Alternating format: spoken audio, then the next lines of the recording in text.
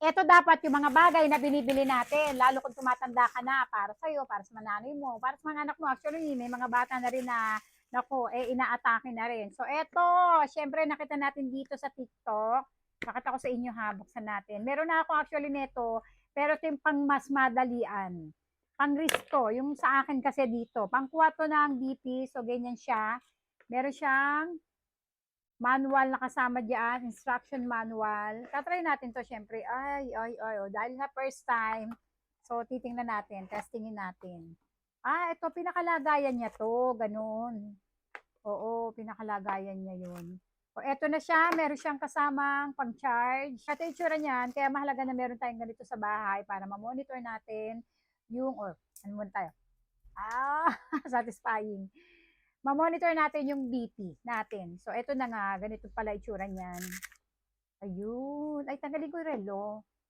May charge kaya to? Try natin. Buksan natin. Ito kayo bukasan nyo. Sana may charge, no? Ay, ito pala. Ano ba yan? Pinipindot ko doon. Ay, ayan, oh.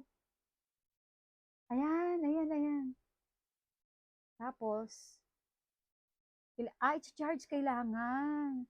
Lobat ba? Yun, oh, kasi nagbiblink yung charge niya. Lobat nga. So, ganito yan, oh. Lalagay mo yan dito sa wrist mo.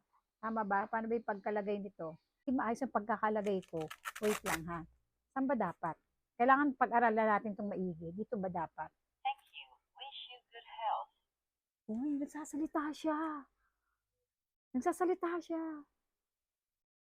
Attention, please. Please keep silent, relax, keep the calm at heart level.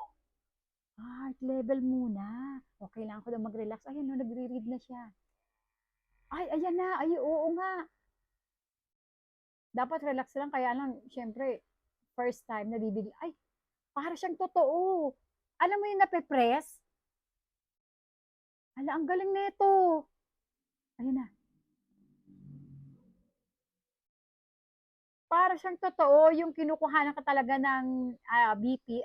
Totoo naman to. Na-amaze lang talaga ako na kusa siyang gumaganoon din. Thank you. Your blood pressure is systolic pressure 92 millimeter of mercury pillar.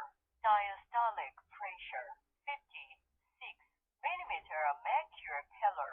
Your pulse is 77 beats per minute. Measuring result is your blood pressure is low. Uy, sinabi niya yung ano ko, BP ko, pati yung pulse ko. Sinabi niya. Naintindihan niyo ba? Natuwa ako. Low daw. So, ayan o, nakalagay o. Pag tinanggal ba, matatanggal to? May number eh. Sana hindi matanggal niyo. Ayan o. Ayan yung BP ko, 95 point. Siyempre, nagsalita ako, hindi pa maayos yan. Tapos 77 yung pulse rate natin. Ayan o, ang galing. So mamaya, magre-relax ako. Kasi nga, unboxing, di ba? Itatry natin. Oh, nag-thank you siya. Nag-thank you. Ang ganda nito. Meron ka ng pang-BP. Maganda to kasi may lagayan na siya. Ayun oh. Meron siyang lagayan kasama. So, pwede mo siyang madala. Hindi na malaki yung pang-BP mo. Yung sa akin kasi nabili ay malaki. Paano ba to? Pag-aaralan ko rin to. Pati lagayan. Babasahin natin yung manual. Ayan sa may gusto. Mahalaga na meron tayo kahit isa man lang device na pang BP para sa ating mga magulang, para sa ating mga anak, at para sa iyo na rin.